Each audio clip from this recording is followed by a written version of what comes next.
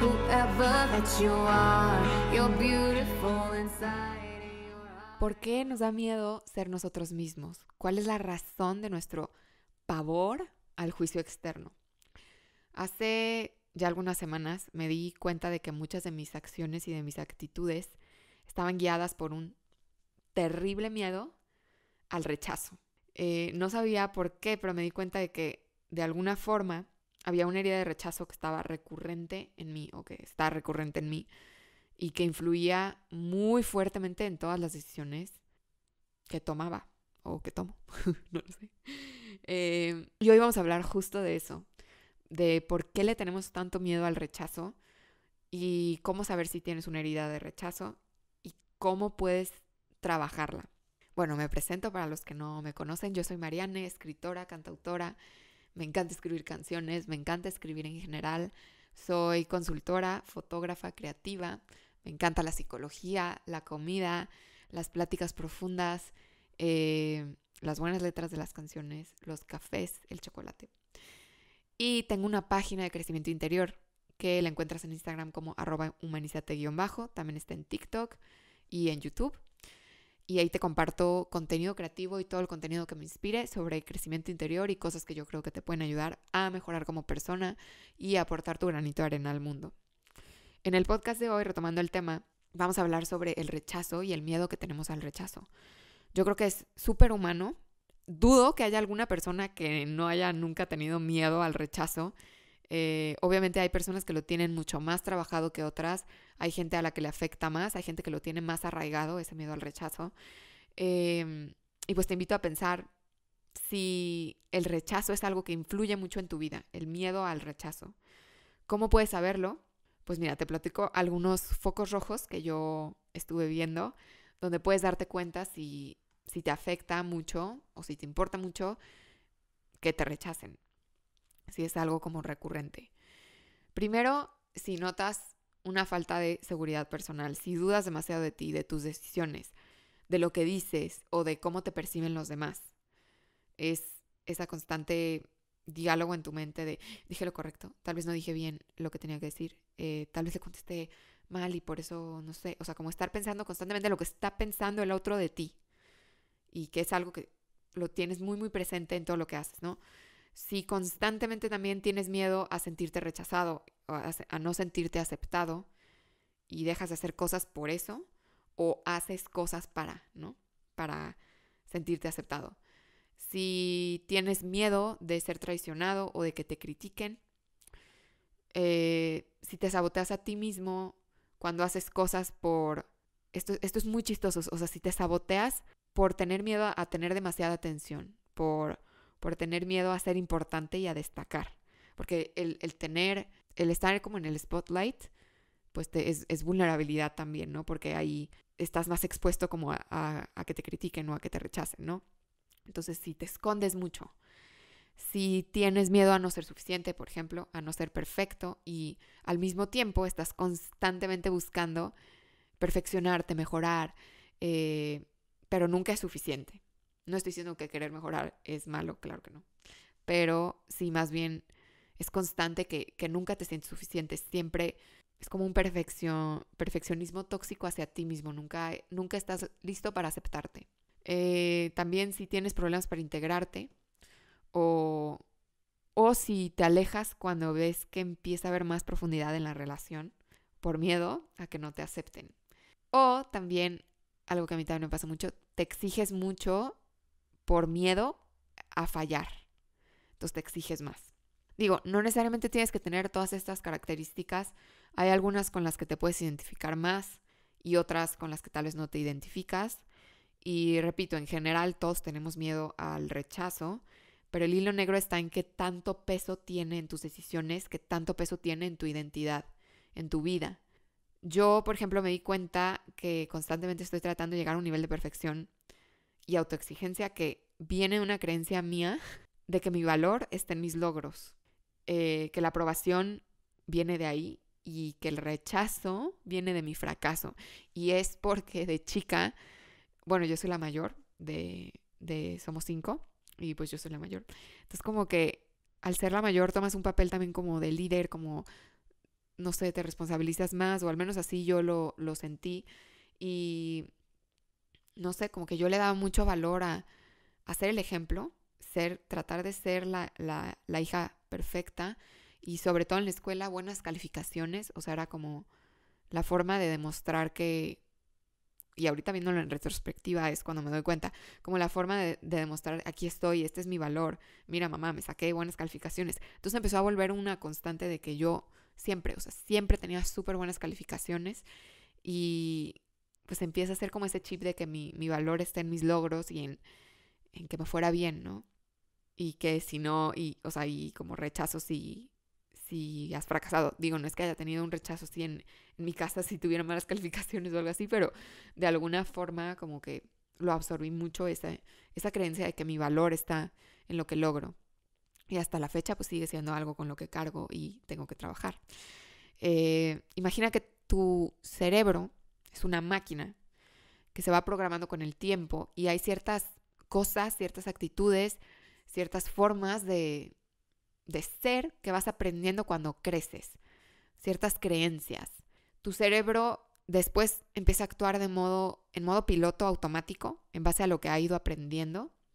En mi caso, pues toda la vida relacioné aceptación, logro, error, rechazo, imperfección, rechazo.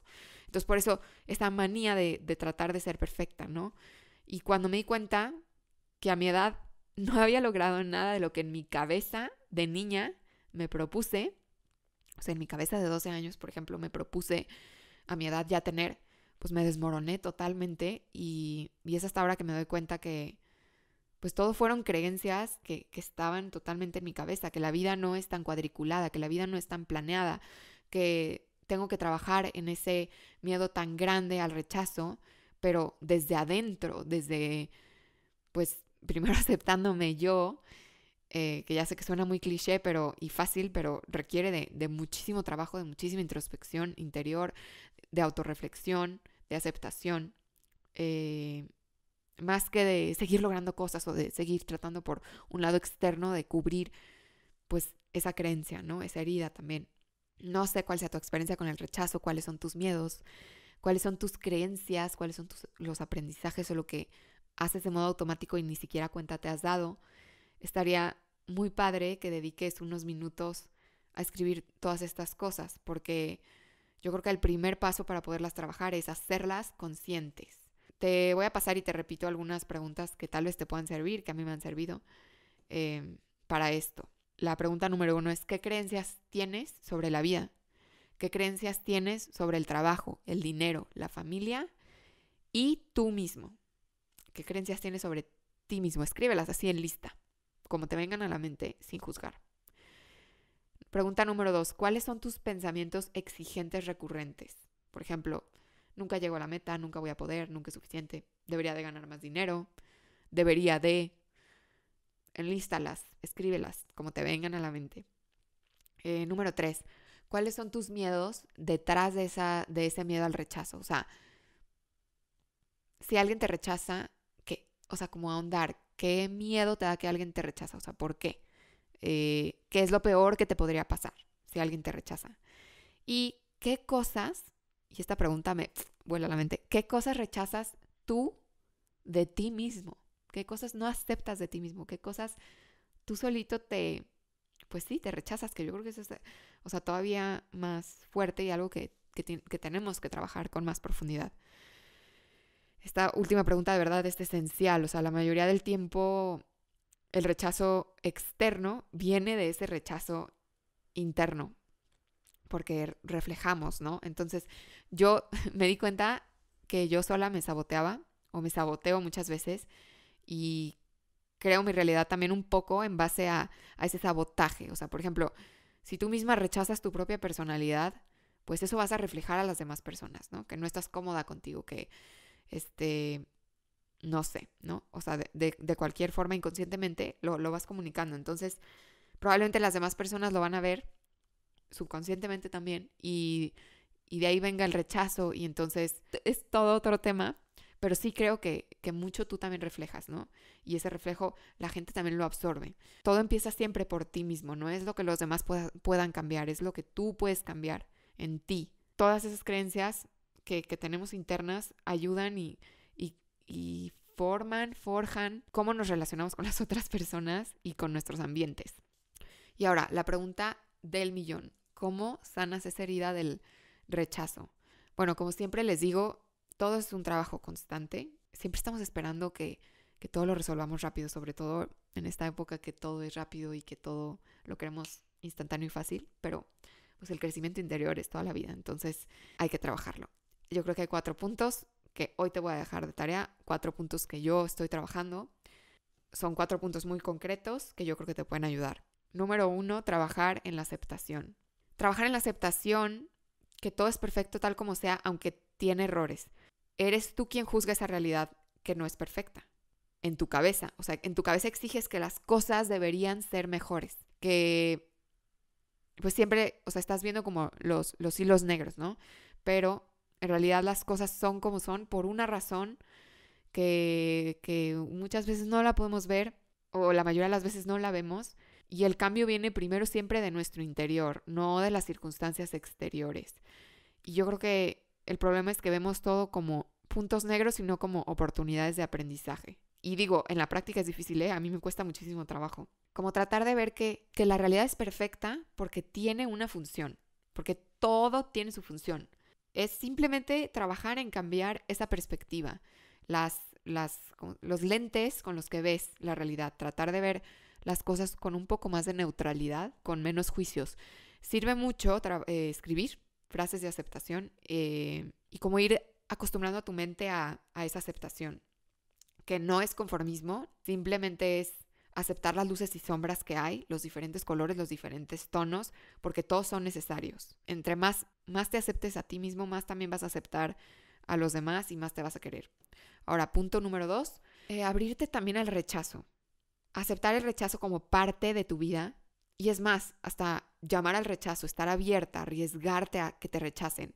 Casi siempre cuando alguien te rechaza crees que es por ti, crees que es por algo en ti, porque no le gustas al otro y empiezas a generar una historia de por qué esa persona se fue o por qué esa persona te rechazó, por qué no le gustaste a la otra persona o no sé, de alguna forma te empiezas como a culpar pensando que hay algo mal en ti. Pero muchas veces, si alguien te rechaza, pues es simplemente porque es un no en sus circunstancias, en su vida, desde su visión, desde sus heridas, no desde ti. No es tan personal como crees. Y digo, en la vida es difícil verlo así. Y a mí me ha pasado y me sigue pasando constantemente como separar, ¿no? Pero en realidad no es tan personal y las cosas no son como aparentan ser. Y yo creo que el gran truco para liberarte del miedo al rechazo es también estar dispuesto a que te rechacen.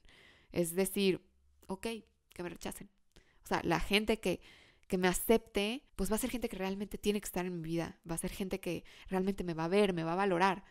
Esta persona que me está rechazando no está lista para mí. No está lista, no ve o tiene otras circunstancias que son de esa persona y que él tiene, o ella tiene, o quien sea, tiene que trabajar, ¿no? O sea, no es tan personal como tú lo crees.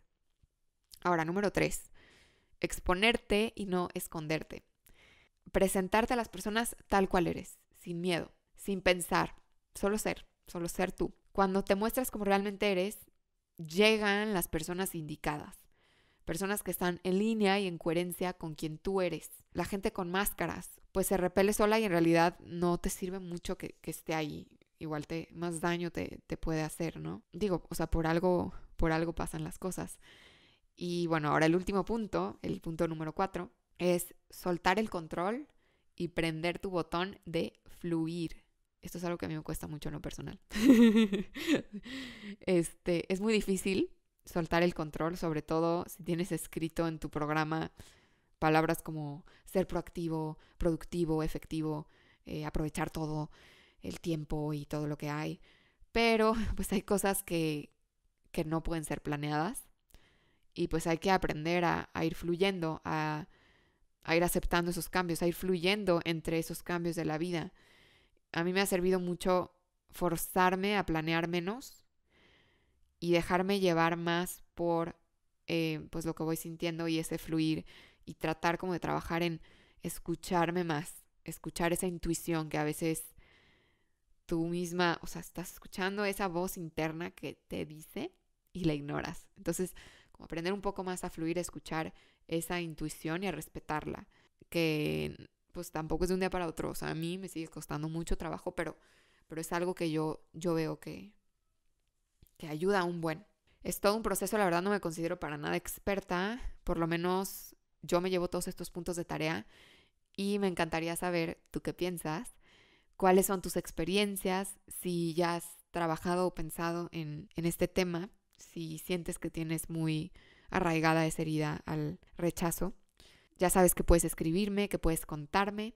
Recuerda que me encuentras en Instagram como @humanizate-, en YouTube como humanizate. Ahí subo contenido de crecimiento interior, de creatividad, etcétera, etcétera. También estoy en Twitter como @marianesi- y Marianesi con Z y Y. Y ahí te comparto también muchas frases que te pueden inspirar. Si te interesa, también doy consultorías, que son sesiones dedicadas a ti, en las que yo te escucho, te ayudo a aclarar aspectos de tu vida en los que pueda haber ansiedad o temor, miedos, incertidumbre, dolor, duda, etcétera.